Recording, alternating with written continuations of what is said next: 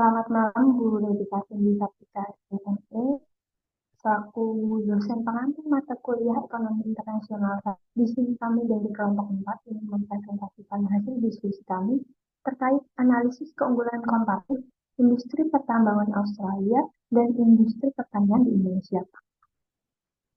Next slide.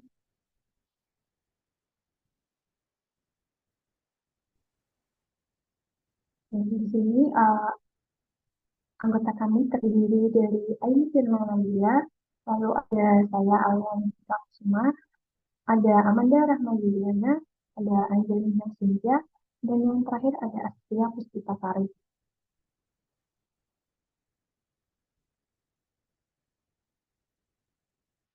Nah, apa aja sih yang akan kita bahas kali ini? Untuk yang akan kita bahas kali ini itu yang pertama ada pengantar keunggulan komparatif dan Australia. Yang kedua ada studi kasus perdagangan Australia dan Indonesia. Yang ketiga ada pengaruh globalisasi terhadap keunggulan komparatif. Yang keempat ada kebijakan perdagangan Australia dan Indonesia. Yang kelima ada tantangan peluang perdagangan internasional. Dan yang terakhir ada keunggulan.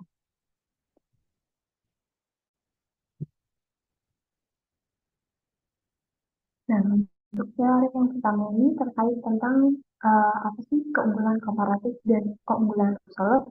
Nah, keunggulan komparatif itu sendiri selalu dikaitkan dengan ekonom asal Inggris bernama David Ricardo. Ia menjelaskan teori tersebut melalui bukunya yang diberi judul On the Principle of Political Economic Taxation yang ditulis pada tahun 1817. Nah, menurut David, keunggulan komparatif adalah kemampuan individu atau perusahaan atau suatu negara untuk memproduksi barang atau jasa tertentu dengan biaya peluang yang lebih rendah daripada mitra dagangnya. Tidak harus dalam volume atau kualitas yang lebih tinggi. Namun, para ekonom juga berpendapat bahwa dapat terjadi kerugian berupa eksploitasi tenaga kerja dan penipisannya suatu negara jika hanya berfokus pada keunggulan komparatif tersebut. Selanjutnya adalah keunggulan absolut. Nah, konsep keunggulan absolut sendiri dikembangkan oleh ekonom di tahun 1776 oleh Adam Smith dalam bukunya The Wealth of Nations untuk menunjukkan bagaimana negara-negara dapat memperoleh keuntungan dari perdagangan dengan mengkhususkan diri dalam memproduksi dan mengekspor barang-barang yang dapat mereka produksi secara lebih efisien daripada negara-negara lain. Singkatnya, keunggulan absolut ini terjadi ketika individu atau perusahaan atau suatu negara dapat menyediakan barang atau jasa dalam jumlah lebih banyak dengan biaya yang sama atau dalam jumlah yang sama dengan biaya yang lebih rendah daripada pesaingnya. Next slide.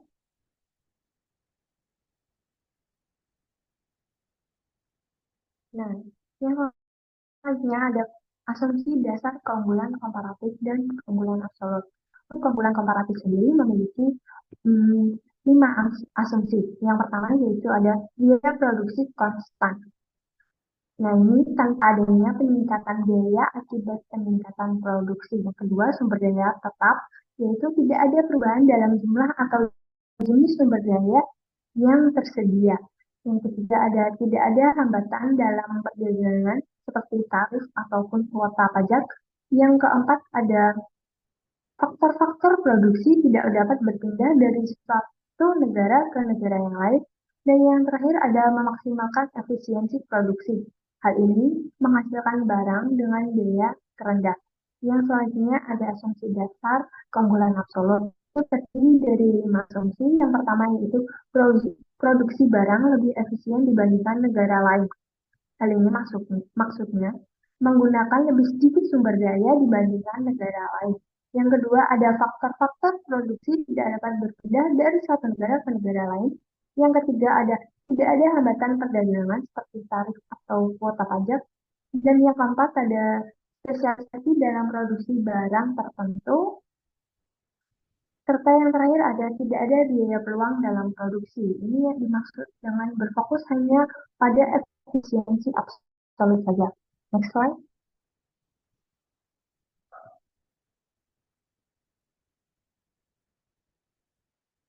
Oke, yang selanjutnya ada perbedaan utama, keunggulan komparatif dan keunggulan absolut. Nah, dalam kami, konsep keunggulan komparatif dan keunggulan absolut penting dalam memahami perdagangan dan spesialisasi di dalam perdagangan internasional.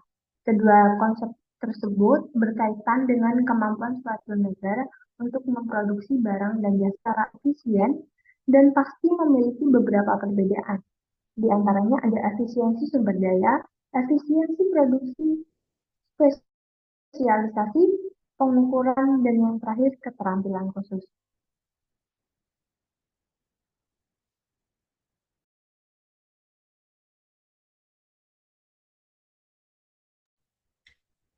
Selanjutnya ada studi kasus. Di sini kami memilih negara Australia sebagai penghasil komoditas biji besi dan Indonesia sebagai penghasil komoditas kelapa sawit.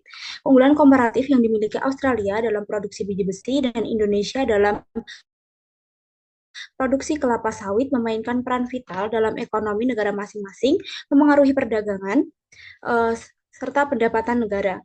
Australia sebagai penghasil biji besi memiliki cadangan besar berkualitas tinggi dan infrastruktur yang efisien, sedangkan Indonesia unggul dalam produksi kelapa sawit karena faktor iklim dan tenaga kerja, dan keunggulan ini menjadikan keduanya pemain kunci dalam perdagangan komoditas dunia. Next slide, Mbak. Next. Yang pertama ada keunggulan komparatif Australia. Australia adalah salah satu produsen biji besi terbesar dunia dengan estimasi kontribusi sekitar 37,5% dari total produksi global pada tahun 2020. Wilayah Pilbara di Australia Barat menjadi pusat utama produksi biji besi yang dikenal dengan cadangan kualitas tinggi. Akses Australia pada cadangan biji besi yang melimpah didukung oleh teknologi tambang yang canggih dan infrastruktur logistik seperti kereta api dan pelabuhan yang dirancang untuk pengeksporan biji besi ke pasar global. Australia memiliki keunggulan dalam skala ekonomi, kualitas tambang, serta daya saing dan biaya produksi. Negara-negara seperti Cina, Jepang, dan Korea Selatan mengekspor impor biji besi dari Australia. Keunggulan komparatif ini memperkuat posisi Australia sebagai pemasok di dunia. Lalu apa dampak dari keunggulan komparatif terhadap negara Australia ini sendiri? Ekspor biji besi menjadi salah satu sumber devisa terbesar bagi Australia yang berperan penting dalam stabilitas nilai tukar dan memperkuat produk domestik bruto atau PDB. Pada tahun 2022, ekspor biji besi memberikan pemasukan besar bagi kas negara yang digunakan untuk membiayai proyek pembangunan, infrastruktur, dan pendidikan. Jadi tidak hanya berimbas pada bidang perekonomian, namun juga berimbas pada bidang-bidang yang lain. Selain kontribusi langsung terhadap ekonomi, sektor ini juga menciptakan lapangan kerja di berbagai tingkatan dan operasional tambang hingga logistik dan distribusi yang memberikan dampak signifikan pada kesejahteraan masyarakat lokal. Namun meskipun demikian, sektor ini tidak terlepas dari tantangannya seperti fluktuasi harga biji besi di pasar internasional dan ketergantungan pada permintaan dari Cina yang sewaktu-waktu dapat memengaruhi stabilitas ekonomi Australia. Next slide, Mbak.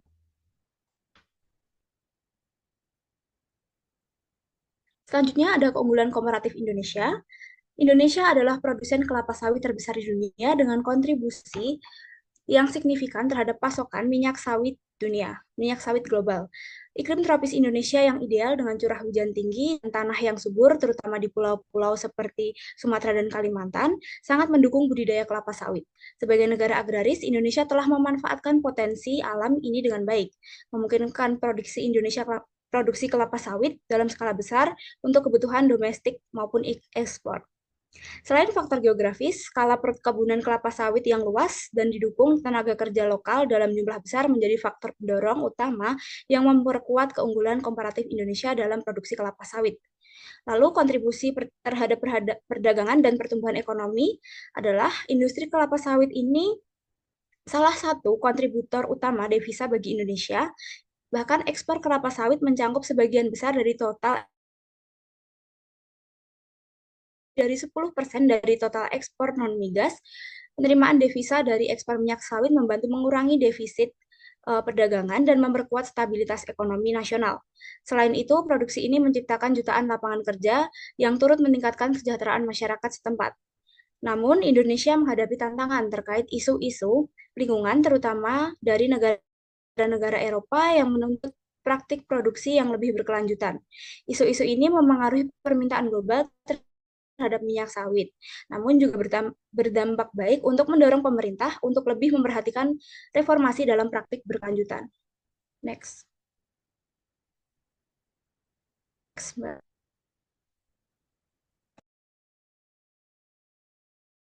Untuk perbandingan dampak keunggulan komparatif terhadap pertumbuhan ekonomi Australia dan Indonesia adalah keunggulan komparatif Australia di sektor biji besi dan Indonesia di sektor kelapa sawit menunjukkan pentingnya sumber daya alam dalam mendukung pertumbuhan ekonomi negara masing-masing. Di Australia, biji besi berperan dalam ekspor dan menciptakan stabilitas ekonomi, terutama melalui kontribusi terhadap nilai tukar dan lapangan kerja di industri pertambangan. Sementara itu, Indonesia menggunakan kelapa sawit sebagai komoditas ekspor utama ekonomi luas pada masyarakat pedesaan. Kedua negara permintaan biji besi dari Cina, sehingga fluktuasi permintaan global dapat menjadi resiko bagi stabilitas ekonominya. Di sisi lain, Indonesia menghadapi tekanan untuk meningkatkan standar keberlanjutan pada produksi kelapa sawit yang memerlukan investasi dalam praktik ramah lingkungan dan perubahan kebijakan. Secara keseluruhan, studi ini bahwa pengelolaan sumber daya yang strategis dan berkelanjutan sangat penting untuk menjaga kestabilitas ekonomi dan memaksimalkan manfaat dari keunggulan komparatif di kedua negara.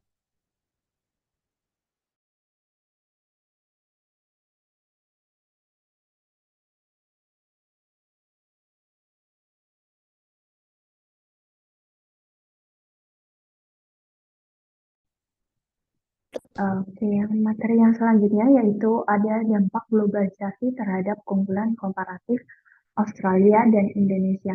Nah, ini memiliki dua dampak, yaitu dampak positif dan dampak negatifnya.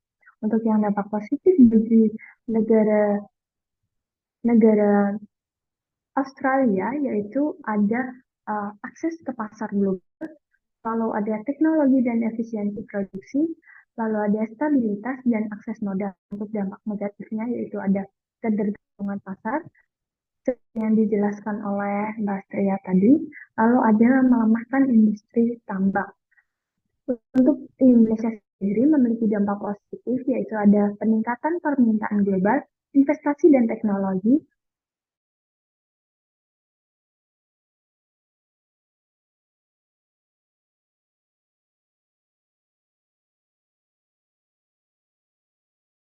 untuk contoh nyata keunggulan komparatif di Australia itu sendiri, pada tahun 2019 ekspor biji besi dari Australia meningkat dari Cina yang tengah melakukan pembangunan infrastruktur besar-besaran. Namun ketika tegangan perdagangan antara Cina dan Australia, Cina sempat mengurangi impor dari Australia yang berdampak pada harga dan pendapatan sektor tambang di Australia. Komparatif Indonesia sendiri itu terjadi pada 2019, di mana Uni Eropa memulai memperkenalkan regulasi yang membatasi impor biodiesel berbasis kelapa sawit karena kekhawatiran lingkungan. Hal ini berdampak pada ekspor kelapa sawit Indonesia dan memaksa produsen untuk mencari pasar baru atau memperbaiki praktik lingkungan mereka. Next slide.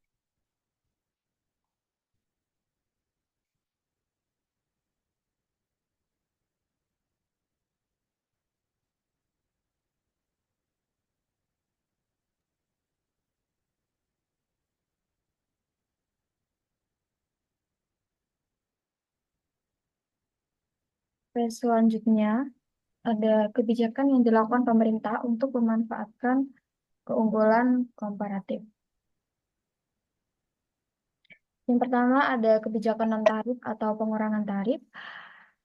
Kemenko RI telah mengeluarkan pengaturan Menteri Keuangan atau PMK nomor 62 tahun 2024 yang berisi mengenai tarif layanan Badan Layanan Umum Badan Pengelola Dana Perkebunan Kelapa Sawit atau BPDPKS. Unsur fundamental dari peraturan ini adalah penurunan penguatan ekspor atau PE untuk produk minyak sawit yang sebelumnya diterapkan secara progresif mengikuti harga minyak sawit mentah global.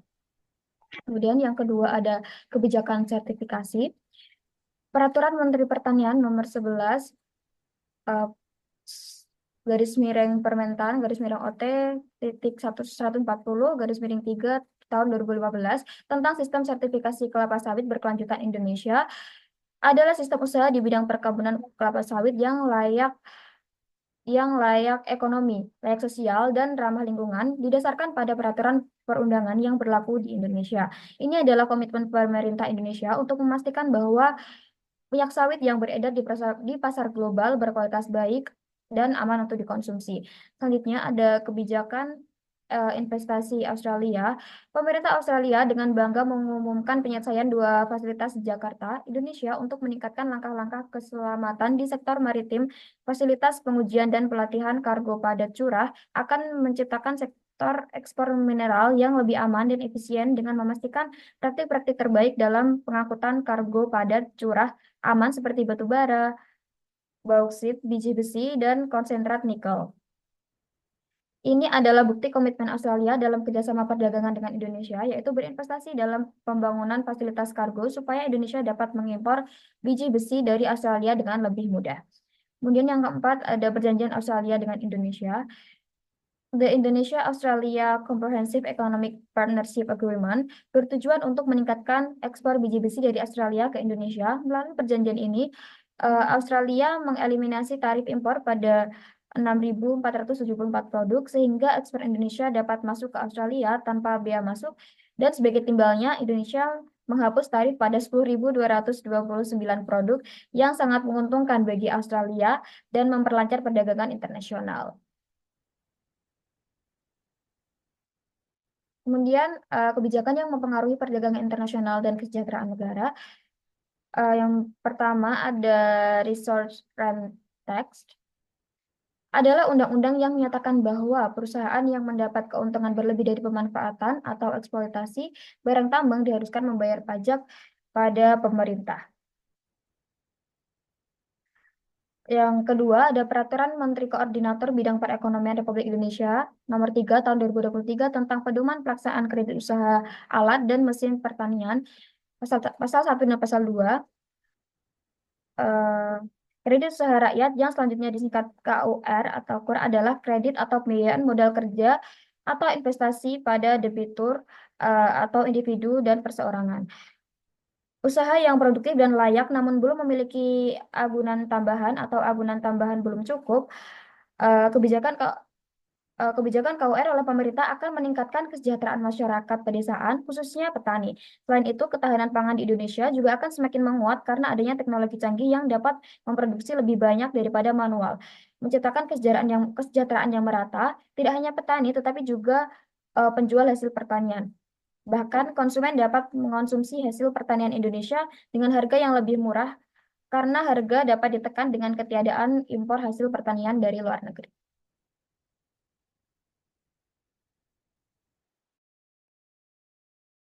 Nah, untuk selanjutnya, tantangan yang dihadapi negara Australia dalam industri pertambangan biji besi. Yang pertama ada akses ke pasokan listrik.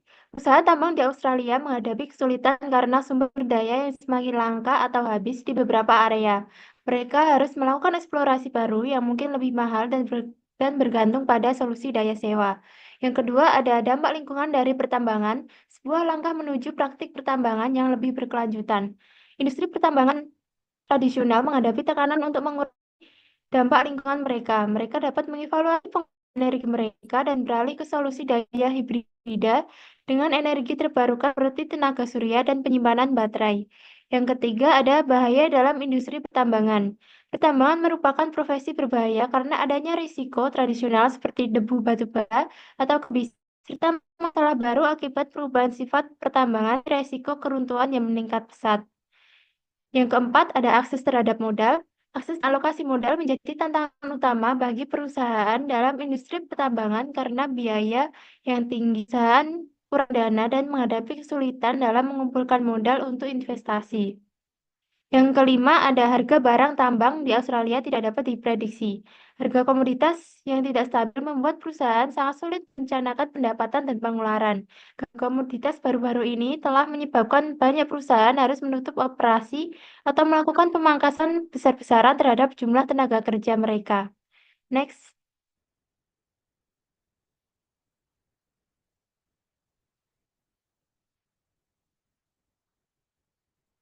Yang selanjutnya, tantangan yang dihadapi negara Indonesia dalam industri pertanian kelapa sawit. Yang pertama, isu lingkungan. Salah satu tantangan utama adalah dampak lingkungan yang diakibatkan oleh perkebunan kelapa sawit. Pembukaan lahan hutan untuk perkebunan dapat menyebabkan deforestasi, hilangnya habitat satwa liar, dan perubahan iklim. Yang kedua, ada konflik lahan. Persaingan untuk lahan antara perkebunan kelapa sawit, masyarakat lokal, dan pemilik hak adat seringkali memunculkan konflik lahan. Ini bisa menjadi masalah sosial yang kompleks yang memerlukan penyelesaian yang adil. Yang selanjutnya ada keberlanjutan. Perkebunan kelapa sawit seringkali dianggap tidak berkelanjutan karena praktik yang merusak lingkungan dan dampak signifikannya terhadap masyarakat lokal. Upaya untuk menerapkan praktik perkebunan yang berkelanjutan menjadi tantangan penting. Yang keempat ada perubahan iklim. Perkebunan kelapa sawit juga terkait dengan emisi gas rumah kaca melalui deforestasi dan pembakaran lahan. Upaya untuk mengurangi dampak perkebunan kelapa sawit terhadap perubahan iklim adalah tantangan yang penting. Yang kelima, ada regulasi dan sertifikasi. Industri kelapa sawit dihadapkan pada peraturan yang semakin ketat terkait dengan lingkungan, hak asasi manusia, dan berkelanjutan. Mendapatkan sertifikasi yang mengakui praktik berkelanjutan menjadi tantangan bagi banyak perkebunan kelapa sawit. Yang keenam, ada produktivitas dan perubahan. Meningkatkan produktivitas perkebunan kelapa sawit sambil menjaga keberlanjutan merupakan tantangan teknis yang harus diatasi. Next.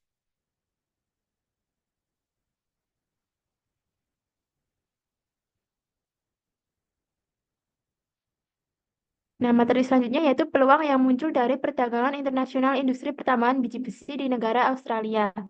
Yang pertama, perluasan pasar global. Australia adalah produsen biji terbesar di dunia dan terdapat permintaan yang kuat dari negara-negara maju seperti dan India. Permintaan dari Asia terus meningkat, begitu pula dengan pertumbuhan sektor konstruksi dan infrastruktur di kawasan ini sehingga Australia mempunyai peluang besar untuk memperluas pasar ekspornya ke seluruh dunia. Yang kedua, inovasi teknologi. Industri pertambangan biji besi Australia telah mendorong investasi pada teknologi ramah lingkungan seperti otomatisasi proses penambangan penggunaan energi terbarukan. Teknologi ini meningkatkan produktivitas dan efisiensi serta mengurangi dampak lingkungan dari aktivitas pertambangan. Yang ketiga, diversifikasi produk dan nilai tambah. Selain mengekspor biji besi, Australia mempunyai peluang untuk mengembangkan produk hilir seperti produk jadi dan produk olahan lainnya. Hal ini tidak hanya dapat meningkatkan pendapatan, tetapi juga mengurangi ketergantungan pasar biji besi. Yang keempat, ada perbaikan infrastruktur. Untuk mendukung ekspor biji besi dalam jumlah besar, Australia telah meningkatkan infrastruktur logistiknya secara signifikan, termasuk pelabuhan dan jalur kereta api, sehingga meningkatkan efisiensi transportasi dan logistik dan pada akhirnya memperkuat daya saing Australia di pasar internasional. Yang kelima, stabilisasi harga dan perjanjian perdagangan. Stabilitas harga bahan baku biji besi dipengaruhi oleh perjanjian perdagangan internasional yang memungkinkan Australia meningkatkan keuntungan jangka panjang dan mengurangi volatilitas di pasar global. Yang terakhir ada standar lingkungan hidup dan ESG. Perdagangan internasional juga memberikan peluang bagi Australia untuk meningkatkan standar lingkungan hidup sosial dan tata kelola perusahaan atau ESG. Tuntutan akan praktik pertambangan yang lebih bertanggung pasar internasional telah menyebabkan Australia mengadopsi praktik-praktik yang telah berkelanjutan. Bisa di next.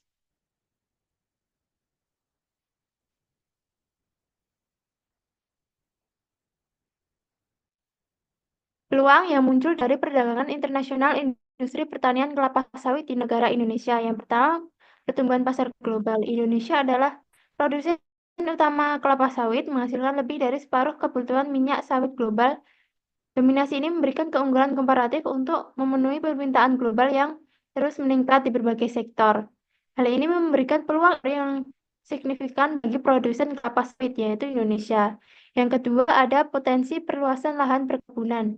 Indonesia memiliki lahan potensial yang belum dimanfaatkan secara optimal di beberapa daerah seperti Kalimantan dan Sumatera. Prinsip perluasan ini bila dikelola secara berkelanjutan meningkatkan kapasitas produksi dan memungkinkan Indonesia untuk memenuhi permintaan pasar yang terus berkembang. Yang ketiga, ada peningkatan konsumsi minyak sawit.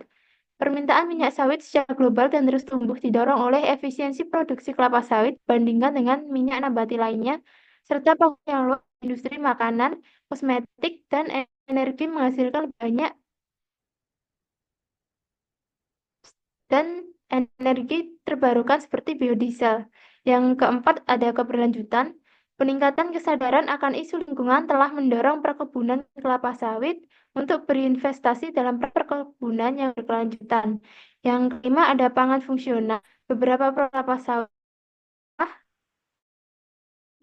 kesehatan seperti beta karoten. Ini membuka peluang dalam pasokan fungsional yang berkembang. Next.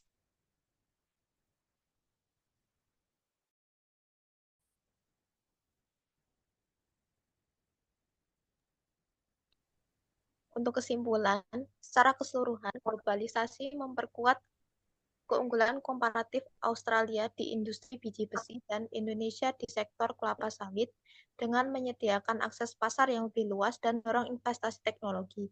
Namun ketegangan pasar tertentu seperti Tiongkok bagi Australia dan tekanan terhadap keberlanjutan untuk minyak kelapa sawit Indonesia menunjukkan bahwa memberikan risiko yang dapat melemahkan keunggulan komparatif jika tidak diantisipasi dengan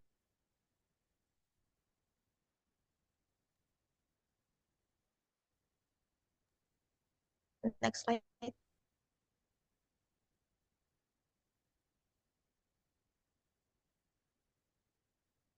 Baik, itulah presentasi dari kelompok kami. Terima kasih telah menyaksikan presentasi dari kelompok kami dan mohon maaf apabila ada kesalahan dalam ucapan maupun kami tampilkan ini. Sekian dari kami, selamat malam.